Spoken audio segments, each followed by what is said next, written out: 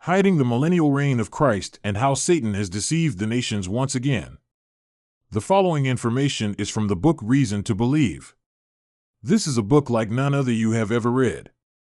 The sole purpose of this book is to wake the Protestant Christian up to the reality that a satanic force has hijacked the Christian nations of the world. They are also working through some of the mainstream churches and their doctrines of deception to keep the body of Christ, a docile, ineffective body, crippled by a lack of knowledge. Many pastors are part of a controlling body or national organization, and those national church organizations are neutering them from speaking about subjects that would save our nations from destruction.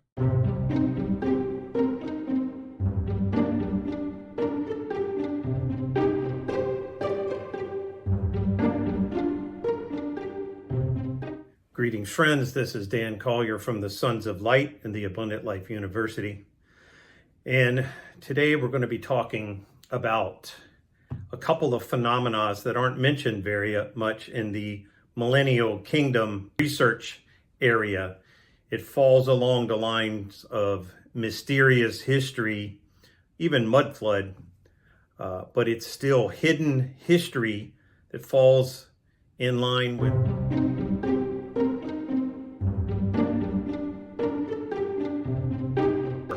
the Cabbage Patch Kids and the orphan trains and the programming of people's minds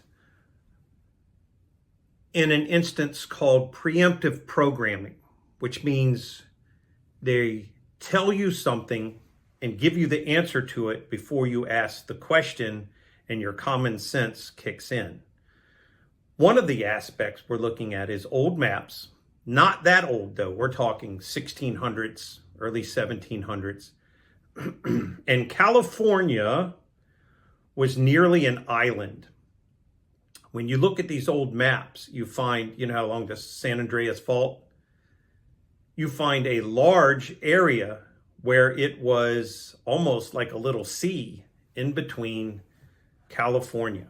There are even areas along that where it used to be a shipping town or a fishing village within the inland areas of America. Even old boats, the wreckages of old boats have been found, and you're like, how did this heavy wooden boat end up in this area? So the odd point is, we all went to school. We've all been indoctrinated into these public school history classes. And what we find is now, as educated people, Christians, waking up, this MillennialKingdom reference has really woke up a lot of people. And I began trying to wake up people 20 years ago, and they didn't want to hear the message. They were too comfortable with their living they were making. They were too comfortable in the ideologies that were sold to them. They were too comfortable in their church on Sunday and feel-good messages. And they didn't want to believe, the cognitive dissonance, that anyone was even possible to deceive them. The other thing we're going to talk about is the Grand Canyon.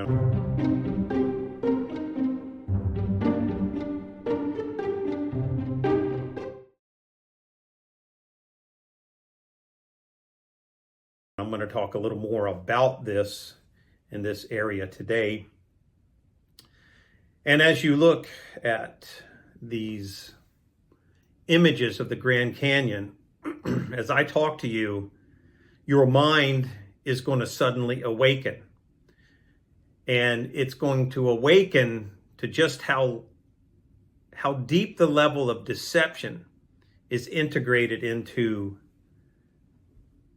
our school system. So I cover a lot of this type of subject, and it's covered in the book Reason to Believe.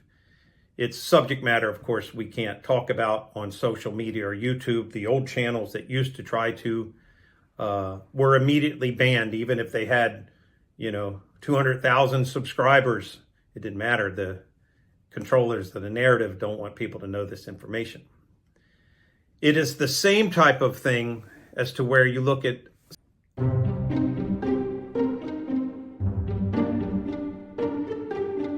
this tower, I'll say, and the petrified trees. And you look at it and you say, oh, well, I remember in school, even in college, they would show us a picture of this and they would say, this formation happened because of a volcano. And, you know, there's these structures just like the Devil's Tower all around the world. I didn't know that. They never showed me an image of those. They all have areas that look like water veins. You know, the tree has rings and then has water veins, like a plant has veins where the leaves will suck the water up from the roots. And they've crystallized. And lava does not form in octagonal shapes and different types of geometric shapes repeatedly throughout an entire structure of this ring of this giant volcanic event. So so how you get past the idea that that happened is get out a statistics book, an old statistics book you haven't used in years, and figure out how to do statistical probability of that happening.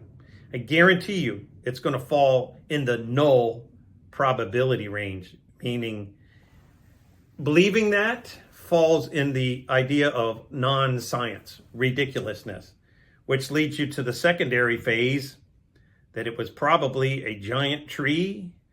And the book of Enoch was correct when it said that the angels labored at the lofty trees. So let's take a look now at the Grand Canyon.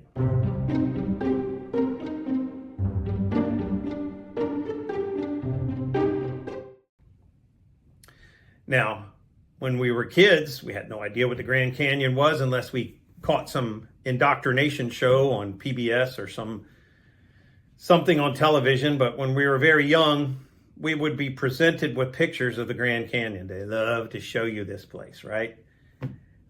Usually they show you things and give you answers for them when they are afraid it's large enough for you to ask questions. So the Grand Canyon, they tell us that the Snake River, I believe, flows. Look at the comment section of any, even Christian forums and such. You'll find people just hostile to anyone giving evidence to something else that goes against their preemptive programming. You're a dum-dum. Just translate anything they're saying is, I'm smart. I know what I'm saying. You're a dum-dum. Now, that sounds overly simple. But once again, these are topics covered and exposed in Reason to Believe book. It shows you just how in depth, how encoded and hidden the methodologies and psychological tactics they use to warp and manipulate the human mind from knowing what's going on. And the previous video I did in this series was on the English language, the modern English language, the changing from the Old English to this modern mixed double meaning odd thing we speak now called English, and that it's witchcraft. It's actually, you know, one step forward and one step back. It's constantly diverting your energy and your focus towards things in different directions.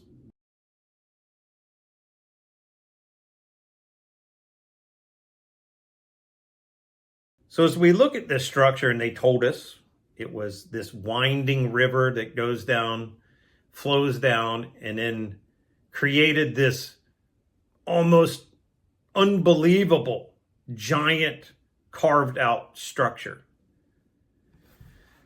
As we take a look at this now with the eyes of people awakened and realizing history has been rewritten and things aren't the way they said they were, buildings weren't constructed, these MillennialKingdom buildings weren't made with primitive tools and ox carts.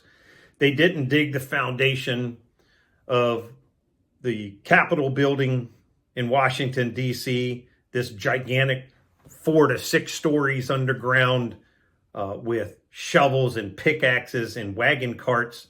No one would have lived long enough just to dig the foundation. So the Grand Canyon now, as we take a good hard look at it, I want you now to pull up images of strip mines.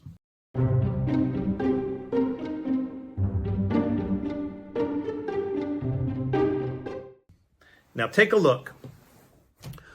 Find on the internet of modern strip mines. Of course, they're much smaller than the Grand Canyon.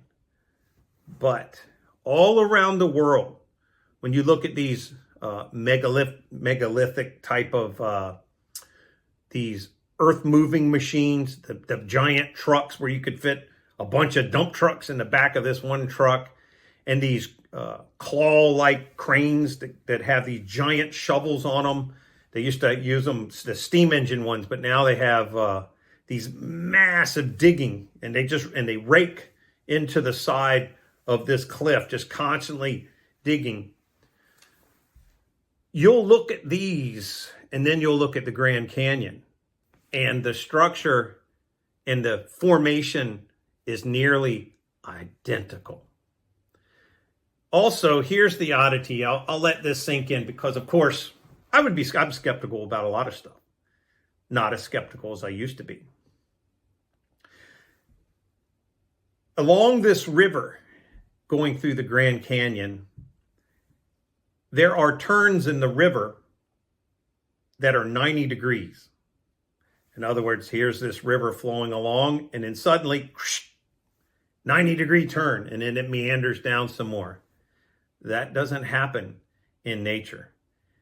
And again, referring back to statistical probability, it's not going to happen more than once in the river. So, and we're talking about carved rock. We're not talking about soft dirt or something. Carved rock.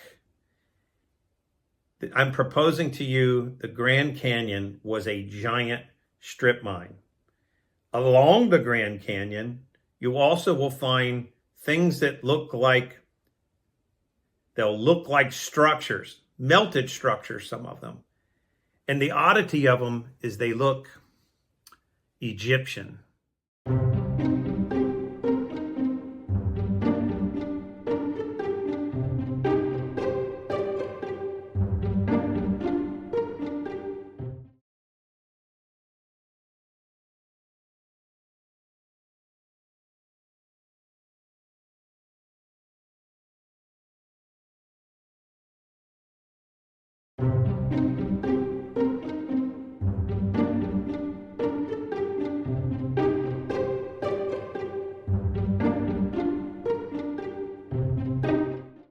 Because we are out to educate and help provide Christians with a better life and to combat this evil that is taking over our countries. We can stop it. We don't have to give in. We can be empowered.